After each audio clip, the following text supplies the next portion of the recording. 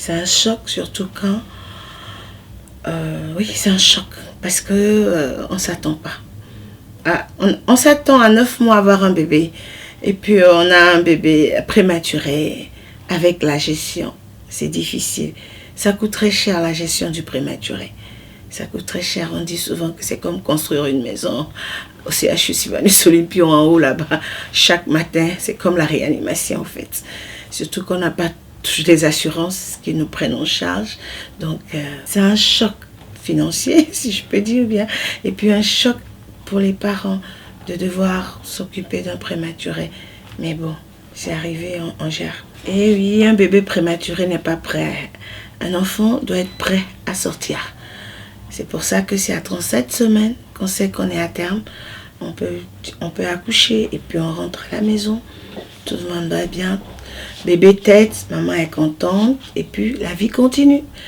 Quand ça vient avant le terme, c'est un enfant qui n'est pas prêt. Et j'ai parlé tout à l'heure des grands prématurés et des petits prématurés. Les grands prématurés, eux, ils auront des difficultés à respirer dehors parce qu'ils n'ont pas... Il y a quelque chose que nous appelons le surfactant, c'est pas encore là, dans leurs poumons pour leur permettre de respirer dehors. Donc, quand ils naissent comme ça, sans savoir, c'est difficile. Il faut que le service de la pédiatre qui s'occupe des prématurés doivent s'en occuper. Et c'est pas évident, c'est pas facile. Le prématuré doit être dans des couveuses. Il faut avoir beaucoup de couveuses. On n'en a pas beaucoup tout le temps. C'est comme si on a oublié les prématurés. On n'a pas beaucoup de services de prématurés dans le pays. Donc, il doit rester dans une couveuse. On doit le nourrir, l'alimenter jusqu'à ce qu'il ait le poids qu'il faut, jusqu'à ce qu'il ait l'âge auquel on doit s'attendre. Et ils ont des difficultés d'adaptation, je sais pas, à la vie de dehors parce qu'ils ne sont pas prêts. Voilà, c'est ça les conséquences pour le bébé. Il faut surveiller leur croissance, il faut les alimenter, sinon ils vont mourir. On leur rappelle que tu dois respirer.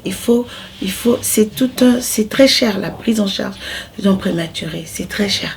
Parce qu'il faut être là, il faut un personnel qui soit là pour lui rappeler que tu dois vivre, tu dois respirer. On doit le rappeler parce qu'ils ont des apnées. Quand ils respirent, ils s'arrêtent.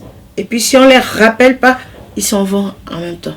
Donc voilà un peu les risques pour le bébé. C'est pour ça qu'il est toujours mieux, il est toujours préférable d'attendre le terme dans l'utérus. Mais si les situations arrivent, on est obligé de faire avec. C'est pour ça qu'on a des services des prématurés.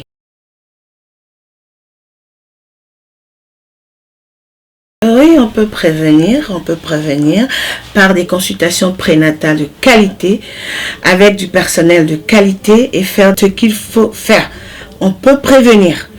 Et si on ne peut pas prévenir, si on fait des consultations de qualité et qu'il faut vraiment un prématuré, on tient en compte, comme j'ai dit tout à l'heure, qu'il y a des grands prématurés qui manquent de surfactants. Celui qui suit, il sait que on risque d'avoir un prématuré. On prend les dispositions en injectant des produits à la mère, des corticoïdes, pour que la mère, une fois le bébé, le fœtus dehors, il puisse s'adapter vite à la vie et qu'il puisse pousser. Mais si on ne prend pas ces dispositions, c'est pas évident. Et pour ça, il faut des consultations prénatales de qualité avec du personnel de qualité qui sait donner ou bien passer la main à temps. Il faut que le personnel passe la main à temps. La sage-femme qui suit ces grossesses, elle connaît ce qu'on appelle les grossesses eutociques, des grossesses normales. Si la grossesse est pathologique, elle passe la main au gynéco. Le gynéco qui suit une grossesse pathologique et qui voit que non, j'ai besoin d'un endocrinologue pour m'aider, il doit pouvoir passer la main, endocrinologue. J'ai besoin d'un cardiologue pour m'aider, il doit pouvoir faire appel au cardiologue. C'est pour cette raison que je parle des consultations prénatales de qualité. Si celui qui sait faire les consultations, il ne suffit pas de venir, tu es enceinte, on écrit, à la hauteur, non, c'est pas comme ça. Quand on fait les choses de qualité, on arrive à prévenir la prématurité, ou si ça doit arriver, on essaie de prévenir les risques pour l'enfant et pour la mère, si on peut dire ainsi.